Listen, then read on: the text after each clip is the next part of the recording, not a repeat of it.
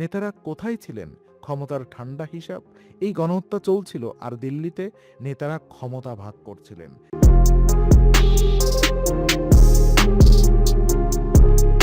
১৪ই আগস্ট ১৯৪৭ রাত ১১টা। দিল্লি পার্লামেন্ট হাউজে আলো জ্বলছে, নেতারা বক্তৃতা দিচ্ছেন, উৎসব হচ্ছে। কিন্তু সেই একই রাতে পাঞ্জাবের একটি গ্রামে একটি পরিবার পালাচ্ছে। রাতের অন্ধকারে, শুধু গায়ের কাপড় পরে। পেছনে আগুন জ্বলছে, তাদের বাড়ি, তাদের ফসলের মাঠ, তাদের পূর্বপুরুষের কবর, সব পুড়ছে। সেই একই রাতে লাহোরের একটি মসজিদে ৩০০ মানুষ আশ্রয় নিয়েছেন। ভোর হওয়ার আগেই সবাই মারা গেলেন। সেই একই রাত্রে একটি ট্রেন ছুটছে অমৃতসর থেকে লাহোরের দিকে। ট্রেনটি স্টেশনে পৌঁছালো, কিন্তু কেউ নামলো না, কারণ ভেতরে কেউ জীবিত ছিল না, শুধু লাশ এবং রক্ত। ট্রেনের গায়ে কেউ লিখে দিয়েছিল স্বাধীনতার উপহার, 15ই আগস্ট ১৯৪৭। ইতিহাস এই দিনটাকে বলে স্বাধীনতার দিন। কিন্তু সেই একই দিনে ২ কোটি মানুষ বাস্তুচ্যুত হয়েছিল। ১০ থেকে ২০ লক্ষ মানুষ মারা গিয়েছিলেন। ৭৫,০০০ নারী ধর্ষিত হয়েছিলেন। একটা স্বাধীনতা। এটা কি স্বাধীনতা? কিন্তু এটা একই সাথে ইতিহাসের সবচেয়ে বড় মানবিক বিপর্যয়গুলোর একটি। আজকের বিং ইনসাইটে আমরা বলবো সেই গল্প, যেটা উৎসবের আলোয় ঢেকে দেওয়া হয়েছিল। বিভাজনের বীজ, কিভাবে একটি দেশ দুটো হলো। পার্টিশন বুঝতে হলে আগে বুঝতে হবে কিভাবে দুটো জাতি ধারণার জন্ম হয়েছিল। ১৮৫৭ সালের সিপাহী বিদ্রোহ। ব্রিটিশরা বুঝল হিন্দু এবং মুসলিম একসাথে লড়াই করলে তাদের পরাজয় নিশ্চিত। সমাধান কি? বিভাজন, ডিভাইড অ্যান্ড রুল। ১৮৮৩ সালে ইলবার্ট বিল বিতর্কে ব্রিটিশরা হিন্দু মুসলিম বিভেদ উস্কে দিতে শুরু করলো। ১৯০৫ সালে বঙ্গভঙ্গ, লর্ড কার্জন বাংলাকে ভাগ করলেন। প্রকাশ্য কারণ প্রশাসনিক সুবিধা, আসল কারণ হিন্দু মুসলিম বিভাজন তৈরি করা। ১৯০৬ সালে মুসলিম লীগ প্রতিষ্ঠা, ব্রিটিশ সরকারের সরাসরি সহায়তায়। ১৯০৯ সালে মার্লে মিন্টো সংস্কার, পৃথক নির্বাচনী ব্যবস্থা। হিন্দু ভোট দেবে হিন্দু প্রার্থীকে, মুসলিম ভোট দেবে মুসলিম প্রার্থীকে। এই একটি সিদ্ধান্ত হিন্দু এবং মুসলিমকে রাজনৈতিকভাবে আলাদা করে দিল চিরকালের জন্য। ব্রিটিশ ইতিহাসবিদ পার্সিবল স্পিয়ার লিখেছেন, পার্টিশন একদিনে হয়নি, এটা ছিল ৯০ বছরের পরিকল্পিত বিভাজনের ফল।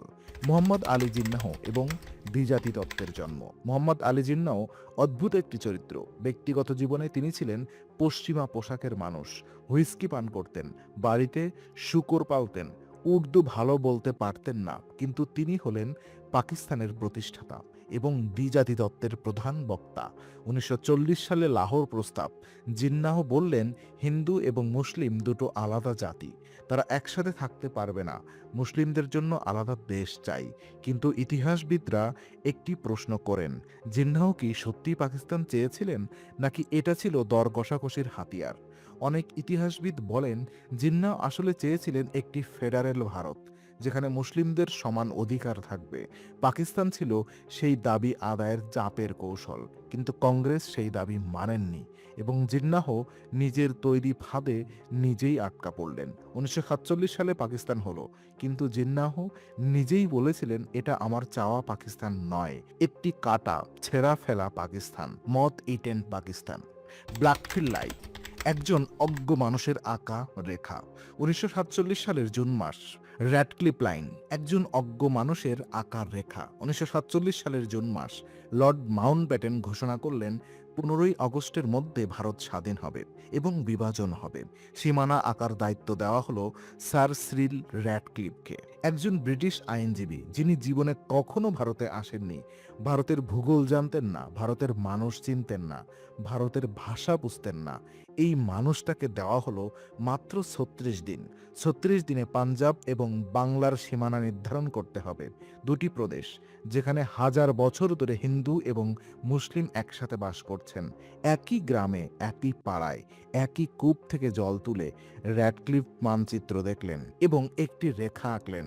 কিন্তু সেই রেখা শুধু ভূমি ভাগ করেনি, পরিবার ভেঙেছে, গ্রাম ভেঙেছে, মসজিদের উঠান এক দেশে, মসজিদ আর এক দেশে। একই নদীর দুই পার, দুটো দেশ। একই ক্ষেতের অর্ধেক এক দেশে, বাকি অর্ধেক আর এক দেশে। সীমানা ঘোষণার পর র্যাডক্লিফ পুরস্কার প্রত্যাখ্যান করেছিলেন এবং দ্রুত ভারত ছেড়ে চলে গিয়েছিলেন। পরে জিজ্ঞেস করা হয়েছিল, আপনি কি অনুতাপ করেন? তিনি বলেছিলেন, প্রতিদিন। রক্তের বন্যা, যে নৃশংসতা ইতিহাস লুকিয়ে রাখে।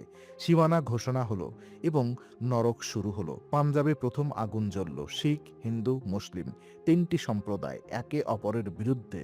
যারা কাল পর্যন্ত প্রতিবেশী ছিল, আজ হত্যাকারী। রাওয়ালপিন্ডিতে শিখদের গ্রাম আক্রমণ, অমৃতসরে মুসলিম পাড়ায় আগুন, লাহোরে হিন্দু মহল্লায় গণহত্যা।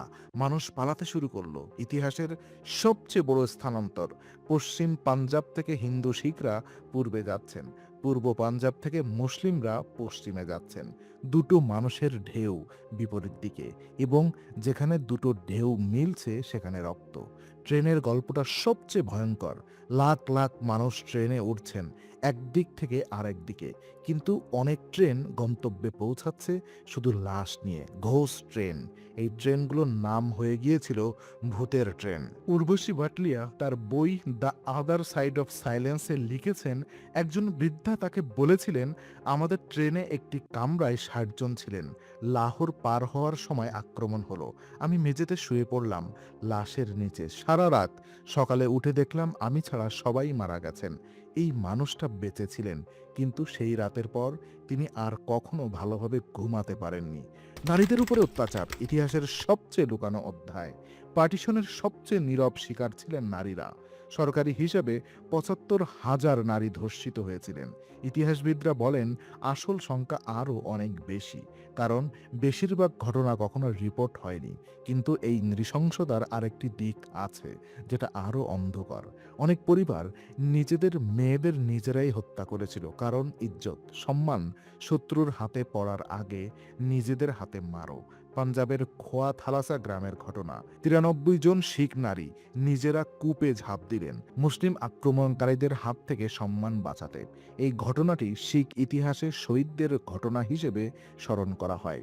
কিন্তু এই মেয়েরা কি চেয়েছিলেন মরতে, নাকি সমাজ তাদের বলেছিল মৃত্যুই একমাত্র সম্মানজনক পথ? এই প্রশ্নের উত্তর আজও দেওয়া হয়নি। পার্টিশনের পর ভারত এবং পাকিস্তান একটি চুক্তি করল, অপহৃত নারীদের ফিরিয়ে দেওয়া হবে। কিন্তু অনেক নারী ফিরতে চাননি, কারণ তারা নতুন সংসার পেতেছিলেন, নতুন পরিচয় পেতেছিলেন। কিন্তু সরকার জোর করে ফিরিয়ে দিল, কারণ সরকারের কাছে নারী ছিল জাতীয় সম্মানের প্রতীক, মানুষ নয়। নেতারা কোথায় ছিলেন? ক্ষমতার ঠান্ডা হিসাব। এই গণহত্যা চলছিল আর দিল্লিতে নেতারা ক্ষমতা ভাগ করছিলেন। মাউন্টব্যাটেন পার্টি করছিলেন, জিন্নাও করাচিতে বক্তৃতা দিচ্ছিলেন, নেহেরু দিল্লিতে উৎসব করছিলেন। কিন্তু এটা সম্পূর্ণ সত্য নয়। গান্ধী, যিনি সারা জীবন হিন্দু মুসলিম ঐক্যের কথা বলেছিলেন, তিনি ১৫ই আগস্টের উৎসবে ছিলেন না। তিনি ছিলেন নোয়াখালীতে, দাঙ্গা বিধ্বস্ত এলাকায়, একা হেঁটে গ্রামে গ্রামে শান্তির কথা বলতে। নেহেরু তাকে চিঠি লিখেছিলেন, দিল্লি আসুন, উৎসবে যোগ দিন। গান্ধী উত্তর দিয়েছিলেন, যেখানে মানুষ মারা যাচ্ছে সেখান থেকে উৎসবে যাওয়া আমার পক্ষে সম্ভব নয়। কিন্তু গান্ধীর শান্তির বার্তাও সেই ঘৃণার আগুন নেভাতে পারেনি। পার্টিশন ঠেকানো যায়নি, কারণ ততদিনে অনেক দেরি হয়ে গেছে। ব্রিটিশরা দ্রুত চলে যেতে চাইছিল। মাউন্টব্যাটেন স্বীকার করেছিলেন, আমরা জানতাম রক্তপাত হবে, কিন্তু আমরা দ্রুত চলে যেতে চেয়েছিলাম। ভারতের রক্তপাত ব্রিটিশদের সমস্যা নয়, এটা ছিল তাদের মনোভাব। ওদিকে বাংলার পার্টিশন, যে ক্ষত আজও শুকায়নি। পাঞ্জাবের পাশাপাশি বাংলার পার্টিশনও ছিল ততটাই রক্তাক্ত, কিন্তু বাংলার মানুষ একটু আলাদা। পাঞ্জাবে মানুষ দ্রুত সরে গেছেন, বাংলার অনেকে থেকে গেছেন, এবং তারপর থেকে দশকের পর দশক সাম্প্রদায়িক সহিংসতায় বাংলা থেকে হিন্দুরা আসছেন ভারতে। ১৯৪৭, ১৯৫০, ১৯৬৪, ১৯৭১, প্রতিটি ঘটনায় মানুষ পালাচ্ছে, বাড়ি ছেড়ে, ভিটা ছেড়ে, স্মৃতি ছেড়ে। সরদার হাসান মন্টো, উর্দু সাহিত্যের অন্যতম সেরা লেখক। পার্টিশনের উপর তার ছোট গল্পগুলো ইতিহাসের সবচেয়ে শক্তিশালী সাক্ষ্য। তার তবা তাকসিং গল্পের একটি পাগলদের জিজ্ঞেস করা হচ্ছে, তোমরা কোন দেশের? পাগলরা বুঝতে পারছে না, কারণ দেশ ভাগ হলেও তাদের মন ভাগ হয়নি। মন্টো বলতে চেয়েছিলেন, পাগলরাও বুঝতে পেরেছিল এই বিভাজন অস্বাভাবিক, শুধু সুস্থ মানুষরাই সেটা বুঝতে পারেনি। প্রায় ৮০ বছর পরে ক্ষত কি শুকিয়েছে? ২০২৬ সাল, ৭৯ বছর পর ভারত এবং পাকিস্তান এখনও পরস্পরের শত্রু। ৩টি যুদ্ধ হয়েছে, পারমাণবিক অস্ত্র তাক করা আছে, কাশ্মীর এখনও রক্তাক্ত। বাংলাদেশ, ভারত, পাকিস্তান, ৩টা দেশ, একই ভাষা, একই রান্না, একই সঙ্গীত, একই পূর্বপুরুষ, কিন্তু ৩টি পাসপোর্ট, ৩টি পরিচয়। এবং দশকের পর দশকের অবিশ্বাস। পার্টিশন সার্ভাইভার প্রজেক্ট, এই প্রকল্পে বৃদ্ধ মানুষদের সাক্ষাৎকার নেওয়া হয়েছে যারা পার্টিশন দেখেছেন। একজন ৯৫ বছরের বৃদ্ধা বলেছিলেন, আমরা যখন পালাচ্ছিলাম আমাদের মুসলিম প্রতিবেশী আমাদের লুকিয়ে রেখেছিল তাদের বাড়িতে, নিজের জীবন বিপন্ন করে। একইভাবে পাকিস্তানে অনেক হিন্দু পরিবার মুসলিম প্রতিবেশীর বাড়িতে আশ্রয় পেয়েছেন। এই মানুষগুলোর গল্প ইতিহাসের বইয়ে নেই, কারণ ঘৃণার গল্প বিক্রি হয়, মানবতার গল্প মানবতার গল্প অনেকের কাজে আসে না। ১৫ই আগস্ট, এই দিনটা দুটো জিনিস একসাথে, একটি জাতির জন্ম এবং একটি সভ্যতার ক্ষত। স্বাধীনতা সত্যিকারের, কিন্তু সেই স্বাধীনতার মূল্য দিয়েছিলেন যারা উৎসবে ছিলেন না, যারা সেই রাতে পালাচ্ছিলেন, যারা সেই রাতে মরছিলেন, যারা সেই রাতে সব হারাচ্ছিলেন। ইতিহাসবিদ গুরহং পাল ইতিহাসবিদ গুরহর পাল সিং লিখেছেন, পার্টিশন শেষ হয়নি ১৯৪৭ সালে, এটা প্রতিদিন চলছে। প্রতিটি সাম্প্রদায়িক দাঙ্গায়, প্রতিটি ঘৃণার বক্তৃতায়, প্রতিটি সীমান্তে গুলিতে। সেই রাতের ট্রেনগুলো থেমে গেছে, কিন্তু সেই রাতের ভয়, সেই রাতের ঘৃণা, সেই রাতের বিভাজন এখনও চলছে। আমাদের মাথার ভেতরে, আমাদের রাজনীতিতে, আমাদের পাঠ্য বইয়ে। প্রশ্ন হলো, আমরা কি সেই রাত থেকে কিছু শিখেছি, নাকি আমরা এখনও সেই একই অন্ধকারে হাঁটছি, শুধু নতুন মুখোশ পরে? ইতিহাস পড়ার উদ্দেশ্যে, অতীতকে মুছে ফেলা নয়, ইতিহাস পড়ার উদ্দেশ্য অতীত থেকে শেখা, যাতে সেই ভুল আর না হয়, যাতে সেই ট্রেন আর না আসে শুধু লাশ নিয়ে। বিং ইনসাইড, সত্যের সন্ধানে।